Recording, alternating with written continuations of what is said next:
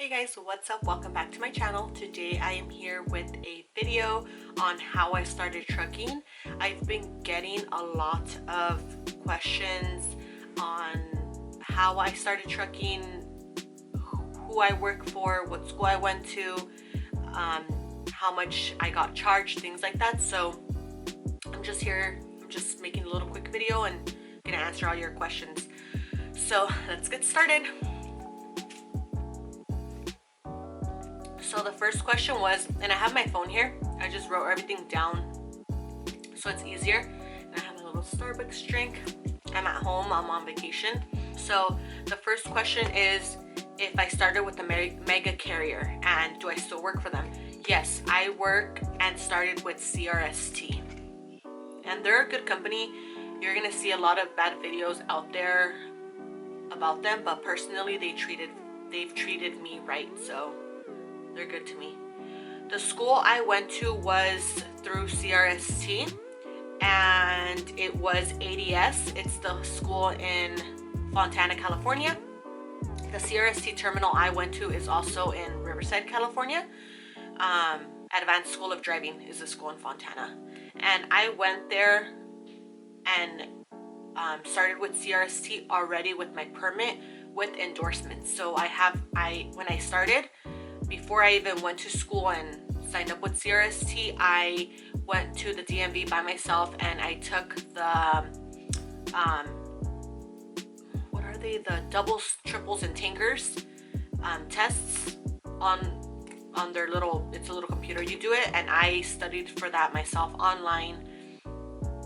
I took them all in one day and I passed them all. And besides that, you have to do like, I think it's like general information or something. So on top of those tests, if you want to get your endorsements, you have to do other tests to get your permit. So I went in there with my permit. And if I say we, I mean me and my boyfriend. CRST, they do charge you to go to the school or go to CRST. You're on a 10-month contract, and if you break that contract, I think it's $6,500 that you owe. We're done with our contract. We don't owe them anything. They never dip into your payroll to collect that money though if you stay with them for 10 months. The only money that they're going to be collecting from you is if you stay with them in the dorms. If you are coming from, let's say, I don't know, Illinois, North Carolina, whatever, like some different state, and you need to stay at that terminal in Riverside, California, or their Cedar Rapids one in Iowa, whatever terminal you're going to stay, you're going to have to pay. It's a 10-month contract. Also, you have to take a drug test mandatory, so they're gonna dip into your payroll for that too. Another thing is you have to get your medical card. I went in again to the school in CRST with my medical card already, with my permit, so I did that all on my own. I paid for the DMV to get my permit all on my own. The only reason I went to the school is because I had to learn, obviously, your pre-trip, post-trip information, how to back up, how to parallel park, how to offset park, I think it's called, all that. And then because I got my license through them. So basically, yeah, and then I have more questions on the road advice and school advice. So go to school knowing, or first, I would recommend you get your permit before you do anything. Study online. There's tests online on the government, like .gov, like dmv.gov, I don't know. But you could look it up online. There's tests online that you could study for, and then you could go to the DMV.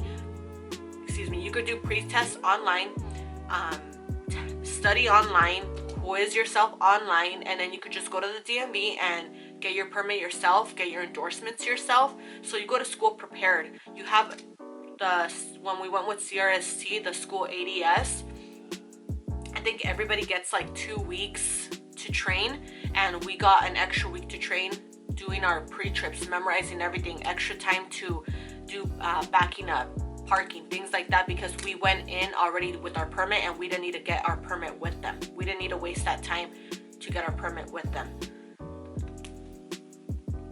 Go to school with your mentality straight. When we went to school, there were so many people talking about, oh, I'm gonna leave the company, I'm not even gonna stay here for 10 months, but then it's like you're gonna have debt. Like, you're obviously looking to go into the trucking industry because you want to make money. So why are you trying to put another debt on you if you already maybe have more debts? Like, pay your bills, go into trucking to pay your bills. Don't be wasting money. Do not get advances. Buy your food at Walmart. On the trucker app, if you download the trucker app, there are Walmarts that allow trucker parking. So go into those Walmarts, buy your food at Walmart. Stop wasting so much money at the truck stops. You're gonna gain weight and you're gonna waste your money because that food is expensive. Once in a while is cool, but if you're doing it every day, why are you doing that? Hold on. Babe, I'm filming. I'm filming. Let me call you back. Bye. Sorry. So, going to school with your...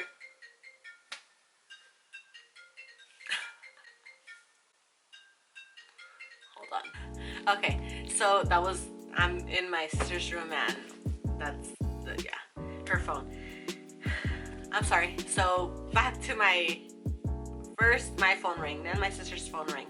Anyway, so go into school with the mindset of you're trying to get out of debt. If you're just going to trucking because it's your last resort and you're not a good driver and you get road rage and you try to kill people with your car, like, what are you doing going into trucking? Why are you even thinking about going into trucking? Yeah, so have your mindset straight. Know that you're gonna go in there to pay your bills. The company that you're gonna go to is probably gonna, I don't know, cheat you out, but just know that in the long run, once your whatever months are up, then leave the company if you're not happy with them. Just finish your contract so you don't have another debt under your name. Finish your contract, go with a different company, search around, look around for a better company that pays you more, and then handle your business that way. Just know that you're gonna be good. If you have your mindset on something good, you want to get out of poverty, you want to start making money, then pay your bills, don't have any more debts, and stack your money. That's my best advice for you. Let me see. Pay attention in school. Everything that you're learning in school is because you're gonna use it on the road. Don't think that, oh, this is so tedious, I'm not gonna use this on over the road, I'm not gonna do my pre-trips. You better be doing your pre-trips and your post-trips, and you better be checking your brakes and suspension and everything, your oil, your coolant level, everything. You should be checking everything. On the road advice, my best on the road advice is to pay attention to the road. I know you could probably be the best driver out there, and the car next to you, the car in front of you or back of you may not be so good of a driver, and they might cut you off. The people merging in might not want to give you the right of way because you're 80,000 pounds and you're already going 65 miles an hour, and they just decided to merge in and they want to be right next to you. Those little four-wheelers, sometimes they don't care about us. So my best advice is pay attention. If you're merging, try to go to the left lane if you have a chance. Maybe, I don't know, you could kind of measure with your eye how fast they're going, and if you guys are going to connect, or if he's going to go in front of you or he's going to go behind you. If you see him that he's going faster or she is going faster than you, then maybe just give him the right of way. Like, there's no need for you to be speeding. There's no need for you to be acting crazy on the road. Just be calm and just drive. Just do your thing and drive. Pay attention to the weather. Don't be on your phone. Don't speed. I already said that. I have a story about that. Let's see, what else? Know your comfort level and your comfort zone. If you think that, oh, the roads are very icy, it's really windy, I'm light, then maybe it's not a good idea for you to be on the road. I know that my last winter was my first winter, and I was so scared. I had never driven in the snow, being from Southern California by the coast. Never in my life had driven in the snow. And I got out there during the winter time, and it was so scary for me. So scary. I was praying and praying and praying. But anyways, yeah, so pay attention to the road, have your mindset good, know who you're gonna, maybe you have a friend that wants to be your co-driver. Maybe you should co-drive with them.